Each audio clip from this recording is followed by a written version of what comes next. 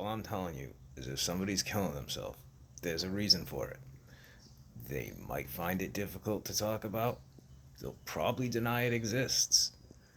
They've probably lied to themselves for years about it.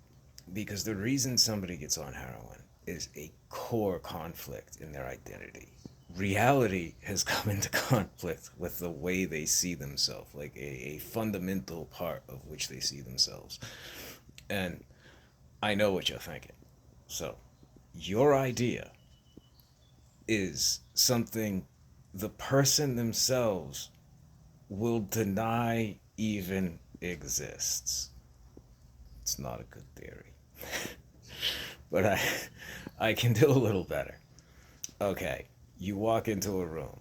One of your friends is sitting there, head in hands. Just you inquire, whatever is the matter? And they say, I don't know. This is something, I mean, maybe it was only the people I knew. Once again, I knew a very elite crowd, you could say. But this would happen all the time. And I always try and do this with people where I say, wait a minute. It's not that you don't know what's wrong. You don't want to admit what's wrong. Because you do know. Like, you're aware what's going on inside you. But it is extremely distressing. And if you don't want to talk to me, that's cool. If there's somebody else you'd rather talk to, I'm not gonna pry. I understand how it goes. But when you tell yourself, I don't know what's wrong, you start to believe it a little bit more every time. And while you'll never actually fully believe it, it will become a belief. And you'll share it with other people, and they'll come to accept it. And then every time you do it, it gets harder to break. So don't do that. Just say, I can't talk about it. But don't deny its existence, because this is something I see people do all the time. And I first became aware of it in myself, and I caught myself doing it with one of my friends. I was like, oh, wow, that's kind of fucked up. Oh, yeah, I'm not supposed to swear. Okay. I gotta look at my notes here. Now, the danger immediately is I'm taking something that I first became aware of inside myself and it's extrapolating that outward. And there are things that I would call universal truths. They are true of almost everyone. And you can get pretty specifics with some things where it really sounds like you know something, about people. Like you know something about that person specifically, but it's true of everyone. It's just most people don't talk about uncomfortable things. So when you get to really uncomfortable things, everyone thinks I'm the only one that feels this way because no one ever talks about it and no one ever says anything because they're just as ashamed as you are. And it's very easy to mess with people like that. But there is stuff that is unique to the individual, and then you run the risk of projecting your emotions onto other people, which is something I kind of feel Freud did a little bit, well, a lot of it, but it's normal. Once again, I don't want to get bogged down in this, but it is a concern.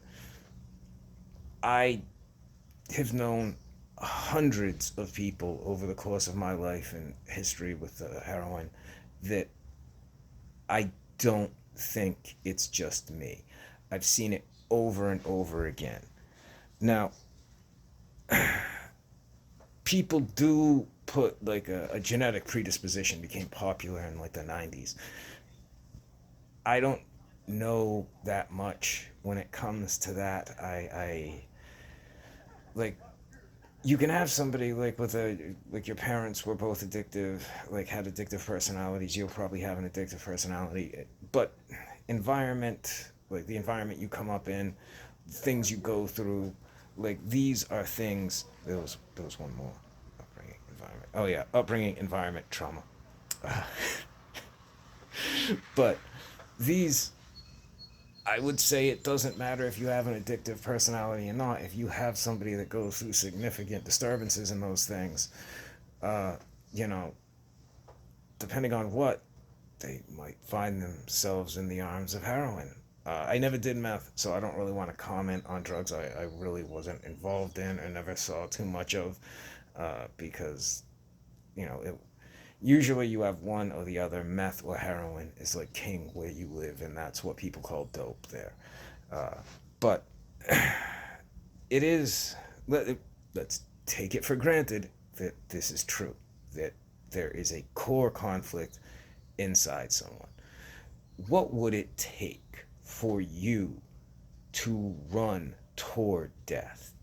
Like, what is so repulsive to you? Like, pushes you away. You can't get close to it. It's overpowering that you would go towards death, because heroin addicts know they're killing themselves. It's not like a secret. There's the attitude of, like, it's not going to be me. But, you see people around you dying constantly. So, like, it's not like a secret. Everybody knows I'm killing myself. But in my opinion, the reason, the thing that they are running from inside themselves is so powerful, they cannot bring themselves to confront it. So even though they know they're going towards death, they're still like, no, that doesn't exist. That doesn't exist. Now, I can give you the example in myself where I touched on it a bit in the last thing, I think, but I don't think I really got to the heart of it either. So I grew up in a violent, hypermasculine, shame-based society where saving face is what it's all about. If you can fuck people up, you're like a god. That's what that's the pinnacle of everything, is your ability to inflict pain on other human beings, and your ability to do it with a clean conscience. Uh, so now you have me, who's the youngest, and I've been getting abused basically before I can remember. There was all kinds of weird stuff going on, like weird sex shit. And so I know I am not a man, essentially, because things that make you a man, like my hand's shaking, so sorry about that. We'll work on that. But I know I'm not a man. I am not these things because I have been violated in ways that, according to everyone I've been around, once it happens, you're no longer a man. Now, that I can't bring myself to admit that. I was in my 20s before I could even talk about that shit. Now, it is pretty disturbing. There's like I said, people used to put stuff under my fingernails, and that's kind of like the stuff that's more ready to talk about. Like, it gets dark. But like, I couldn't talk about it. I couldn't admit that, because what I have to be, what I am, is aggressive, is a man. I'm tough. And I know for a fact I am anything but that. I know this is a fucking lie. But I can't admit that, because to admit it, it's all there at that point. Like, so you just you just forge on in the lie. And people can live a lie forever. I have seen so many people go to their graves without ever having talked. And occasionally, like, I'll get somebody who, like, says to me, "Oh, like, nothing happened to me. I just ended up on heroin." Like, I've even heard people, mothers talking, like, no, he had the perfect childhood. I'm like, something. I don't say it to them because that would be cold. Like, your kid just died. Like, like, you did something wrong, lady. Like, that's fucked up. But something happened. And by the fact that they're feeling the need to express over and over again, "Oh, like, I had a completely normal childhood," well, usually people don't constantly reinforce an idea that is actually true. That's why they're constantly reinforcing it. Somebody that tells you over and over again what a good friend they are, that's a person to be cautious of. Anyone that feels the need to constantly affirm something, that thing probably isn't true, and that's one of the reasons they're saying it over and over again. But anyway, we're talking about heroin addiction. So, now I don't even remember what I was talking about. Dadgummit. Oh, yeah. So, you have all these people that say they're normal, and I just don't buy it. In my personal experience, I have never known somebody who's like a partier, somebody who's looking for a good time, somebody who's not real fucked up. They just, are doing drugs as like a social lubricant and things like that. They're not like addicts. I've never known a person like that to get involved in heroin. I have never seen it. I've seen them do heroin, even. I've seen people tricked into giving heroin. Like, somebody will tell them it's something else, like a pill or something, and it's actually dope. And that's not cool. You shouldn't do that. But it doesn't attract those type of people because they're not trying to escape from themselves. That is the core to the heroin addiction, in my opinion. It is someone that's trying to escape from themselves. They can't deal with it. And like, that's why it was attractive to me, because my reality was something I couldn't deal with, couldn't confront. Nowhere to go. This is all I've ever known. Is like, in a way, it was a very sheltered life because it was very closed off from the rest of society. It's all about liquor, drugs, violence, aggression. Like, come to find out, the rest of the world isn't like that. Like, when I was in middle school, the teacher was like, "Is drinking and driving illegal?" And all confident, I'm like, "No, everybody does it. Everybody doesn't do it."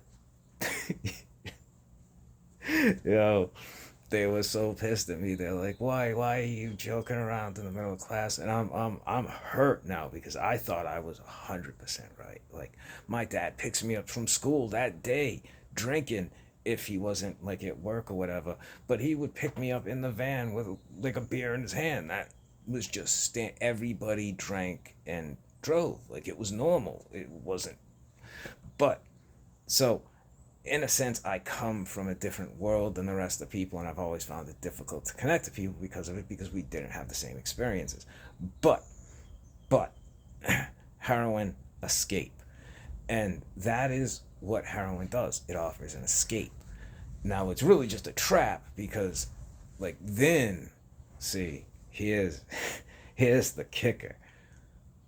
When you have to stop, now, the thing that made you run from heroin, the thing that you were coping about to begin with, you have to confront. But not only that, you have to confront every single way you've ruined your life since you got on dope. Because since you got on dope, people's lives don't get better. Like, some people that give up their kids and shit like that. Like, yo, that's like, think about, like, you got to admit to yourself, this is something I did. It's like, I had a relationship, like one very serious relationship in my life, and the lady had like a teenage kid. It was a girl, and I still feel so fucked up about that. And like, I probably wasn't even that important to the girl, but nevertheless, like, I failed her, and that leaves me feeling raw. Like, I hate myself over that. And so I can only imagine what it feels like if it's like your kids and like shit got out of hand. It's like, life's hard, life's unfair, like, messed up stuff happens. It's it's the internet. Everyone's very judgmental. Everyone knows best, and they know what they do. And it's like, it's real easy to talk about how you're gonna rob a bank, but when you're standing in front of that bank with a gun in your hand, it hits different. you know, like, it's. I would do this. I would do that. Like, you really feel that way when you're sitting there in your room, but then when there's three dudes talking shit and you gotta throw down on them, like, just hits different. But anyway, heroin addiction and the escape.